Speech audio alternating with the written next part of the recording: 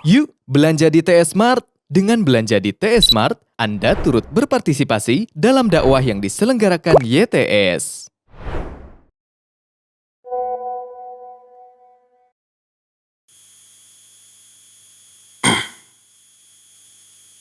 Alhamdulillah nahmaduhu wa nasta'inuhu wa nastaghfiruh wa na'udzu billahi min shururi anfusina wa sayyiati a'malina may yahdihillahu fala mudilla lahu wa may yudlil fala hadiya lahu wa ashhadu an la ilaha illallah wahdahu la syarika lahu wa ashhadu anna Muhammadan 'abduhu wa rasuluh يا أيها الذين آمنوا اتقوا الله حق تقاته ولا تموتن إلا وأنتم مسلمون يا أيها الناس اتقوا ربكم الذي خلقكم من نفس واحدة وخلق منها زوجها وبث منهما رجالا كثيرا ونساء واتقوا الله الذي تساءلون به والأرحام إن الله كان عليكم رقيبا يا أيها الذين آمنوا اتقوا الله وقولوا قولا سديدا يصلح لكم أعمالكم ويغفر لكم ذنوبكم ومن يطع الله ورسوله فقد فاز فوزا عظيما أما بعد فإن أصدق الحديث كتاب الله وخير الهدي هدي محمد صلى الله عليه وآله وسلم وشر الأمور محدثاتها وكل محدثة بدعة وكل بدعة ضلالة وكل ضلالة في النار قال الله تعالى في كتابه الكريم أعوذ بالله السميع العليم من الشيطان الرجيم إنه كان رجال من الإنس يعوذون برجال من الجن فزادوهم رهقا. Hadirin sidang Jumat yang Allah muliakan, Jumat-Jumat yang lalu kita sudah menjelaskan tentang jenis-jenis isti'adzah yang disyariatkan. Isti'adzah itu minta perlindungan. Pertama, minta perlindungan kepada Allah.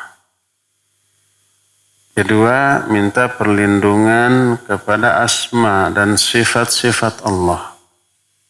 Dan ini menunjukkan nama-nama atau sifat-sifat Allah bukanlah makhluk, tapi sifat yang melekat pada zat Allah Azza wa Jalla. Kedua hal itu disyariatkan, dibolehkan. Berlindung dari syaitan laknatullahi alaih dengan mengatakan a'udzu billahi minasyaitonir rajim. Karena hanya Allah yang bisa memberikan perlindungan kepada musuh yang tidak terlihat. Juga berlindung kepada fitnah dunia ataupun akhirat. Berlindung kepada azab Allah di alam kubur ataupun di alam akhirat di neraka nanti. Sebagaimana sabda Nabi SAW kepada kita agar kita meminta perlindungan dari 4 hal kepada Allah di dalam solat kita, yaitu di dalam tasyahud atau dalam tahiyat. Allahumma inni a'udzubika, disebutkan min fitnatid dajjal, juga dari azab kubur dan azab neraka, karena hanya Allah yang bisa memberikan perlindungan itu kepada kita. Atau termasuk juga berlindung dari keburukan-keburukan, dari fitnah dunia, dari penyakit, dari wabah, dari seluruh yang membahayakan kita. Sebagaimana contoh dari Nabi SAW, Allahumma inni a'udzubika minal baras wal junun wal judham wal sayyil asqam. Allah, aku berlindung kepada engkau dari penyakit baros atau penyakit kulit, kegilaan, lepra, ataupun penyakit yang berbahaya. Termasuk berlindung kepada Allah dari kelemahan jiwa kita, berlindung dari rasa resah dan gelisah, berlindung dari sifat pengecut, berlindung juga dari kepikunan di akhir hayat kita. Sebagaimana Nabi berdoa, Allahumma inni a'udzubika minal hammi wal hazan wal azzi wal kasal wal bukhli wal jubni wal harami wa adzabil qabr. Dan semuanya itu merupakan sesuatu yang disyariatkan. Karena Allah yang mengatur segalanya, termasuk memberikan keburukan sebagai ujian sekaligus sebagai azab, maka kita minta perlindungan kepada Allah Azza wa Jalla dari semuanya itu. Termasuk dibolehkan minta perlindungan kepada selain Allah, baik kepada orang atau ke tempat atau ke benda mati yang real, nyata, orang itu, benda tersebut, tempat tersebut bisa memberikan perlindungan yang kita butuhkan. Seperti umpamanya berlindung dari panas, dari hujan, kemudian di bawah payung, di bawah tenda, di bawah bangunan, berlindung dengan kepada perisai ketika berperang melawan musuh, agar tombak, senjata mereka itu tidak bisa menembus kita karena terhalang oleh perisai tersebut. Termasuk juga berlindung kepada tempat-tempat tertentu di benteng atau di tempat yang tidak bisa dimasuki oleh sesuatu yang membahayakan kita. Seperti berlindung di Mekah dan Madinah. Ketika Dajjal ini muncul, kelak di akhir zaman Dajjal muncul. Hanya 40 hari menguasai seluruh dunia. Kecuali 2 tempat, yaitu Makkah dan Madinah. Lalu orang-orang disuruh untuk kalau memungkinkan pergi ke sana, berlindung dari fitnah Dajjal. Kemana? Ke Mekah dan ke Madinah. Karena Mekah dan Madinah dijaga oleh para malaikat yang menghunus pedangnya. Setiap kali Dajjal akan memasukinya, maka dihadang oleh malaikat tersebut sehingga Dajjal tidak bisa. Termasuk nanti di akhir zaman ada satu pasukan besar yang akan menghancurkan Ka'bah. Lalu orang-orang semuanya berlindung di Ka'bah. Dan ketika mereka tiba di suatu tempat, Allah mengamblaskan mereka semuanya ke dalam tanah. Mati semuanya. Dan Nabi SAW menyebut orang-orang itu berlindung. Kata beliau dalam hadis sahih, riwayat Imam Bukhari dan Imam Muslim, Ya'udhu a'idun bil baiti. Maka orang-orang kemudian berlindung di al-bait. Maksudnya di Ka'bah. Di Masjidil Haram, di Makkah. Fayab'atsullahu ba'than. Allah mengutus satu pasukan besar. Datang. Salah satunya untuk menghancurkan Ka'bah tersebut. Lalu di suatu tempat Allah amblaskan mereka. Dan ini terjadi di akhir zaman. Bukan Raja Abraha yang dahulu sebelum Islam datang mau menghancurkan Ka'bah dengan pasukan gajahnya. Karena Raja Abraha dan pasukannya itu dihancurkannya bukan oleh apa? Oleh diamblaskan. Tetapi Allah mengutus burung ababil. Alam tara kaifa fa'ala rabbuka bi ashabil fil. Lam yaj'al kaidahum fi tadlil wa arsala 'alaihim tayran ababil. Tidakkah kalian perhatikan bagaimana Allah telah berbuat kepada pasukan gajah? Bukankah Allah telah menghancur leburkan kekuatan ataupun tipu daya ataupun makar rencana mereka untuk menghancurkan Ka'bah? Warsala 'alaihim tayran ababil. Allah mengutus kepada mereka burung ababil tarmihim bihijarati min sijil. Lalu melempari mereka dengan batu-batu yang diambil dari neraka sijil. Faja'alahum ka'asfim ma'kul. Sehingga jadilah mereka itu seperti daun-daun yang dimakan ulat. Hancur semuanya. Itu Raja Ablah zaman dahulu. Adapun pasukan ini nanti di akhir zaman. Allah ambaskan ke muka bumi. Nabi SAW menyebut ya'udu a'idun. Orang-orang kemudian berlindung. Dan disuruh. Nabi SAW menyatakan, Man wajada malja'an aw ma'adan falya'idhu. Siapa orang yang menemukan tempat berlindung, tempat bersandar, tempat menyelamatkan diri, silakan berlindunglah di sana. Jadi berlindung yang dibolehkan karena secara realita, secara real, secara nyata itu semua bisa memberikan perlindungan, termasuk minta perlindungan kepada manusia dalam perkara-perkara yang manusia itu memang bisa memberikan perlindungan yang kita minta. Seperti ke orang biasa, seperti ke polisi, seperti ke ABRI. Kita ada yang ngancam, mau ada yang menyakiti, mau ada yang membunuh, mau ada yang mengganggu. Kita lemah. Kalau mereka datang, kita tidak bisa melawan. Kita lari ke kantor polisi, minta perlindungan, Pak, saya ada yang mengancam. Ini buktinya, mungkin ada SMS, ada WhatsApp, ada telepon yang direkam. Maka ini dibolehkan. Bisa nggak polisi memberikan perlindungan yang diminta? Ya, bisa. Dengan dikawal, dengan diawasi, begitu ada orang asing yang mendekat langsung disergap dan seterusnya. Atau berlindung dari orang jahat, kita berlindungnya kepada orang yang tidak memiliki jabatan apapun, tapi dia kuat, dia jagoan, dan dia bisa memberikan perlindungan yang kita minta. Sebagaimana umpamanya seorang anak lewat ke sebuah tempat yang di tempat itu ada anak-anak bandel yang sering membuli, memalak dia.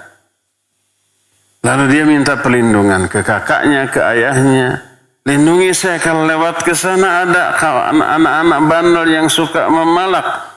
Bisa nggak orang tuanya, kakaknya yang badannya dewasa lebih gede bisa memberikan perlindungan yang diminta? Iya bisa. Boleh nggak? Boleh. Minta tolong, minta perlindungan kepada makhluk yang mampu memberikan pertolongan yang diminta, maka ini dibolehkan. Minta perlindungan sama dengan minta pertolongan. Kita sudah ceritakan ketika di zaman Fir'aun laknatullahi alaih, bangsa Bani Israel dijajah oleh bangsa Fir'aun, bangsa Qutbi namanya. Ketika Nabi Musa tiba di suatu tempat, di tempat itu ada dua orang yang sedang berantem. Bangsa Bani Israel, kaumnya Nabi Musa, dan bangsa Fir'aun. Bangsa Bani Israel ini berteriak, minta tolong, minta perlindungan kepada Nabi Musa. Oleh Nabi Musa ditolong, diberikan perlindungan itu, fawakazahu, dipukullah orang tersebut. Orang bangsa Fir'aun dipukul, mati seketika itu juga. Dan ini menunjukkan diungkapkannya peristiwa ini oleh Allah Azza wa Jalla menunjukkan kebolehan. Boleh minta tolong kepada orang. Boleh minta perlindungan kepada orang. Selama orang tersebut bisa memberikan pertolongan yang kita minta dan bisa memberikan perlindungan yang kita minta. Sehingga apabila ada orang yang merasa jiwanya terancam atau privasinya yang juga bisa terancam, lalu dia menyewa beberapa orang untuk melindunginya dan membayarnya yang disebut dengan bodyguard, maka secara syar'i itu tidaklah terlarang, dibolehkan karena realitanya orang-orang tersebut mampu memberikan perlindungan yang diminta, maka itu dibolehkan. Yang tidak dibolehkan adalah meminta perlindungan baik dari orang atau dari benda mati yang realitanya tidak bisa memberikan perlindungan yang diminta. Seperti minta perlindungan ke dukun yang jauh di tempat itu. Saya mau diancam, mau dibunuh. Pak dukun tolong beri perlindungan. Tenang, saya lindungi dari jauh. Bisakah? Tidak bisa.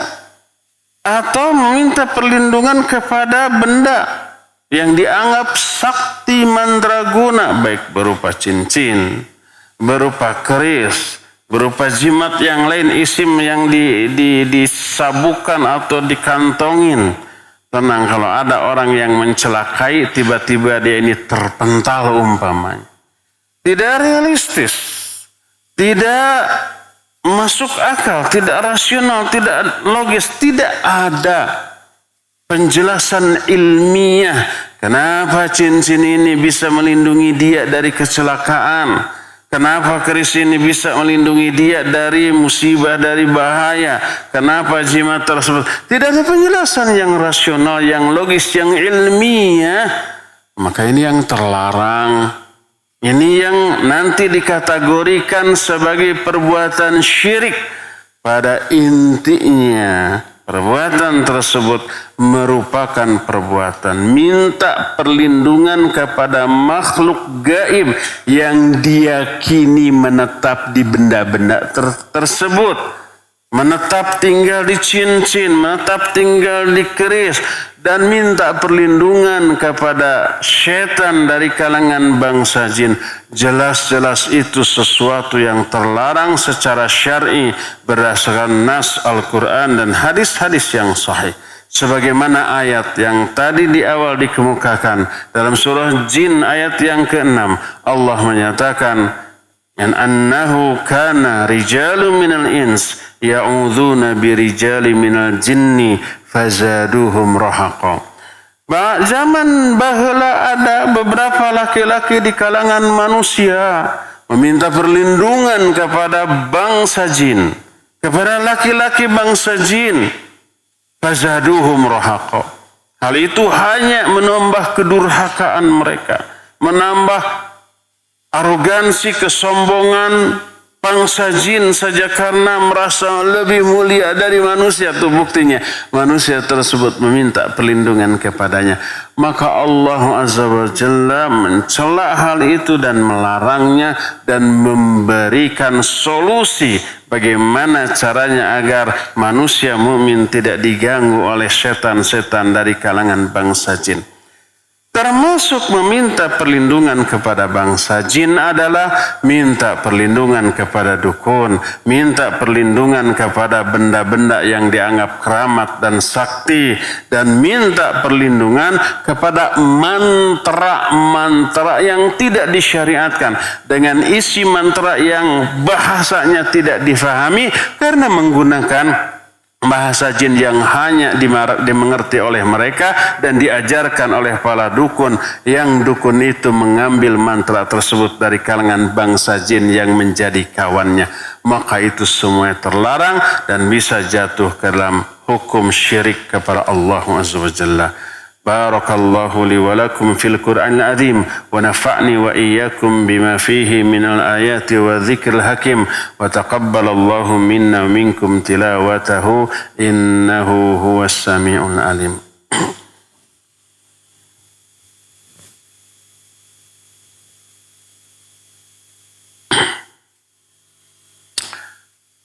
Alhamdulillahi rabbil alamin. وبه نستعين على أمور الدنيا والدين والعاقبة للمتقين ولا عدوان إلا على الظالمين وأشهد أن لا إله إلا الله الملك الحق المبين وأشهد أن محمدا عبده ورسوله صادق الوعد الأمين والصلاة والسلام على أشرف الأنبياء والمرسلين وعلى آله وأصحابه أجمعين wa man tabi'ahum bi ihsanin ila yaumiddin wa ba'd. Hadirin sidang Jumat yang Allah muliakan, kita sudah jelaskan 3 jenis isti'adzah. 2 di antara disyariatkan, 1 di antara dibolehkan. 2 yang disyariatkan adalah berlindung kepada Allah, kedua berlindung kepada sifat-sifat Allah. Dan yang ketiga, berlindung kepada selain Allah, kepada makhluk, selama meminta perlindungan tersebut kepada makhluk, baik orang atau benda mati yang memang bisa memberikan perlindungan yang kita minta, maka itu mubah, itu boleh, itu tidaklah terlarang sebagaimana yang sudah diterangkan tadi. Tinggal poin yang keempat, berlindung yang haram, meminta perlindungan yang haram. Yang haram ini jatuh hukumnya bisa syirik, baik syirik besar ataupun syirik kecil. Syirik besar adalah syirik yang mengeluarkan pelakunya dari Islam, dianggap murtad. Syirik kecil dianggap pelakunya tetap muslim tapi sudah terjerumus ke dalam dosa yang sangat besar. Berdasarkan hal itu, poin yang keempat, isti'adzah jenis yang keempat ini yang wajib untuk kita hindari, untuk kita jauhi sejauh-jauhnya karena bisa membahayakan kita lahir ataupun batin, dunia sampai ke akhirat kita nanti. Wal'iyadzubillah. Padahal akhirat adalah terminal akhir dari kehidupan kita, kampung halaman kita yang kita akan tuju dan kita akan menetap secara abadi selama-lamanya di sana. Kalau tempat kita kembali ternyata neraka, wal'iyadzubillah, maka itulah kecelakaan yang sebenarnya, kerugian yang tidak ada habis-habisnya, dan penderitaan yang tak ada ujungnya. InsyaAllah poin yang keempat yang merupakan isti'adzah yang syirik yang terlarang ini akan kita terangkan di Jumat yang akan datang karena panjangnya sehingga tidak cukup waktu di khutbah yang kedua ini untuk menerangkannya. Semoga Allah Azza wa Jalla menganugerahkan kepada kita taufik, hidayah dan karunia-Nya sehingga kita bisa memahami masalah tauhid, terutama masalah akidah ini secara benar dan mampu menerapkannya dalam kehidupan kita secara benar pula sehingga terhindar dari penyimpangan yang bisa mencelakakan kita dunia sampai ke akhirat nanti. Innallaha wa malaikatahu yusalluna 'alan nabi ya ayyuhalladzina amanu sallu 'alaihi wa sallimu taslima. اللهم صل على محمد النبي الأمي وعلى آله وصحبه وسلم. اللهم اغفر للمؤمنين والمؤمنات والمسلمين والمسلمات الأحياء منهم والأموات. ربنا ظلمنا أنفسنا وإن لم تغفر لنا وترحمنا لنكونن من الخاسرين. اللهم إنا ظلمنا أنفسنا ظلما كثيرا ولا يغفر الذنوب إلا أنت فاغفر لنا مغفرة من عندك وارحمنا إنك أنت الغفور الرحيم. اللهم اكفنا بحلالك عن حرامك واغننا بفضلك عما سواك. اللهم إنا نعوذ بك من غلبة الدين وغلبة العدو وشماتة الأعداء. اللهم إنا نعوذ بك من البراس والجنون والجذام والسيء الأسقام. اللهم إنا نعوذ بك من منكرات الأخلاق والأعمال والأهواء والأدواء. اللهم أصلح لنا ديننا التي هي عصمة أمورنا وأصلح لنا دنيانا التي فيها معاشنا وأصلح لنا آخرتنا التي فيها معادنا واجعل الحياة زيادة لنا في كل خير واجعل الموت راحة لنا من كل شر. اللهم إنا نسألك فعل الخيرات وترك المنكرات وحب المساكين وأن تغفر لنا وترحمنا وإذا أردت فتنة قوم فتوفنا غير مفتونين. ربنا هب لنا من أزواجنا وذريتنا قرة أعين واجعلنا للمتقين إماما. ربنا لا تزغ قلوبنا بعد إذ هديتنا وهب لنا من لدنك رحمة إنك أنت الوهاب. ربنا آتنا في الدنيا حسنة وفي الآخرة حسنة وقنا عذاب النار. سبحان ربك رب العزة عما يصفون وسلام على المرسلين والحمد لله رب العالمين. آمين يا رب العالمين. أقول قولي هذا واستغفر الله لي ولكم وأقيموا الصلاة.